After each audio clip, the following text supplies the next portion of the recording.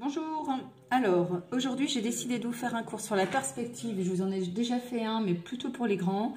Maintenant je vais le faire pour les plus jeunes pour vous montrer l'importance de la perspective et ce qu'on peut en faire. Donc il vous faut un crayon et une règle. Bien sûr moi je suis équipée à la ramasse comme d'hab, c'est toujours le cordonnier le plus mal chaussé. J'ai un truc pourri, c'est pas grave. Alors vous commencez par me faire un trait bien horizontal. Alors vous n'appuyez pas trop fort, ce sont des traits de construction qui vont disparaître. Moi, j'appuie un peu pour que vous puissiez voir ce que je fais. Voilà. Vous allez me faire aussi un trait vertical. Pareil, il va disparaître. Vous prenez la pointe de votre juste l'angle. Vous mettez votre superbe règle et vous me faites un trait. Toujours de construction, on n'appuie pas. Ça, le point au bout, c'est le point de fuite. Tout va regrouper cet endroit-là. Vous me faites un deuxième trait qui rejoint ce point de fuite et mon trait du bas, crac. Déjà, il traverse. Voilà. J'en fais un autre un petit peu plus éloigné. Et je vais en faire un dernier. Je m'arrange pour qu'il ait ici la même taille. Ici, regardez, moi j'ai presque 6 cm. Donc là, je fais presque 6 cm. Et je me fais encore un trait. Voilà, ok. Ça, c'est vos traits de construction. Donc, le point de fuite, c'est ce qu'il y a de plus loin. Donc, petit rappel quand même, la perspective, c'est quoi? C'est le fait que si je suis devant vous, je vous semble, j'allais dire grande, mais je ne le suis pas beaucoup. Donc, plus ou moins grande. Et que si je suis très loin, je vous semble grande comme ça. Ok, ça, c'est la perspective. Donc, c'est ce qu'on va faire ici. Donc, en plein milieu, vous me dessinez, qui démarre à peu près sur ce trait-là, vous me dessinez un ovale qui sera un visage. Ok?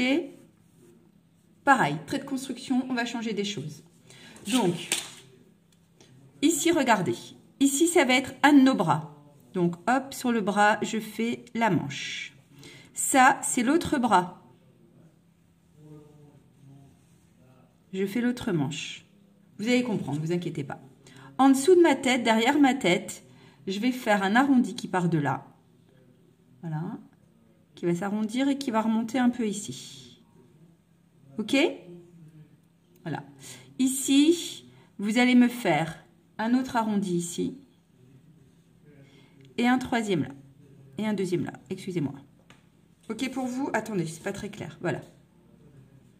Et là, j'appuie sur mes traits et je vais faire deux pointes comme ça. Ok? Donc, ce que vous faites, vous prenez votre gomme. Vous gommez ce qu'il y a dans le rond. Donc, bien sûr, vous n'avez pas appuyé, donc vous gommez facilement. Ce qui n'est pas mon cas, puisque j'ai appuyé, moi. Vous pouvez aussi gommer les traits qui sont ici. Attendez, je gomme tout, mais c'est pas ça que vous devez faire. Vous devez gommer. Voilà, ça doit vous donner ça. Ok? Voilà, ça, c'est votre dessin. C'est pas très bien gommé, moi. En plus, voilà, toujours mal équipé. J'ai pas le bonne gomme non plus. Je sais pas comment je fais pour faire tous ces dessins. Donc, regardez. Ça, on va le transformer en tête. Donc, en plein milieu, je coupe à peu près, pareil, sans appuyer, je coupe ma tête en deux. Le bas, les yeux, le nez, la bouche. Le haut, les sourcils, les cheveux. Donc, je me mets sur le côté comme ça, ici. Je fais mon nez. Il dépasse un petit peu de mon trait qui est là.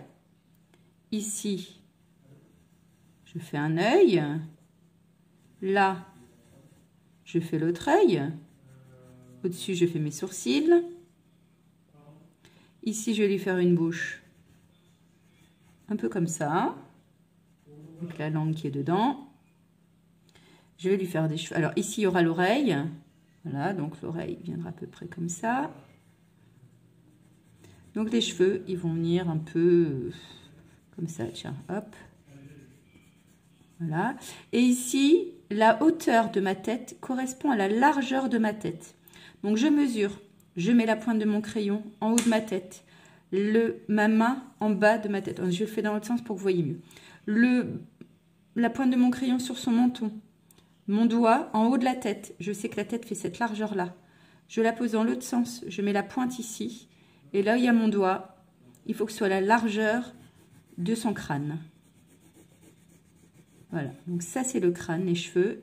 Je peux gommer le trait qu'il y a dedans. Voilà.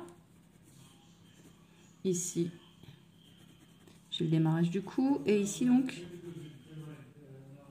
voilà. OK, avec le bras qui vient devant. Vous commencez à voir à peu près ce que je dessine.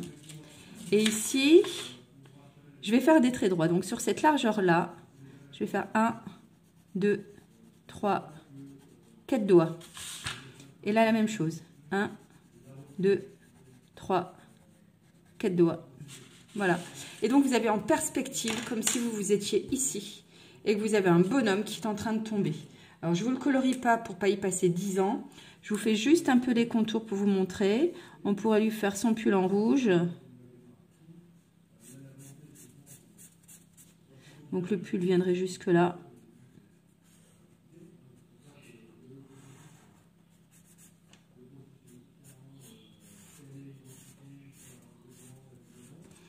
On pourrait lui faire son short en bleu.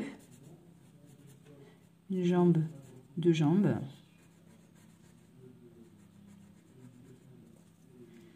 On pourrait lui faire, bah, là c'est la peau, hein, donc la peau vous la complétez, blablabla.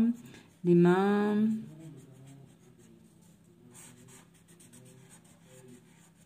Donc l'angle est important, hein. L'angle bien droit là.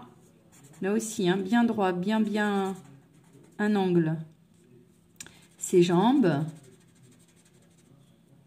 Et arrivé au bout, on va lui faire une paire de chaussures.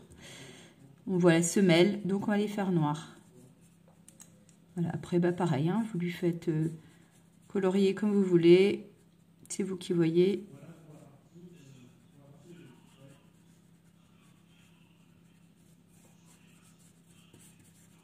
Bon, vous faites du joli coloriage, hein, parce que vous avez plus de temps que moi.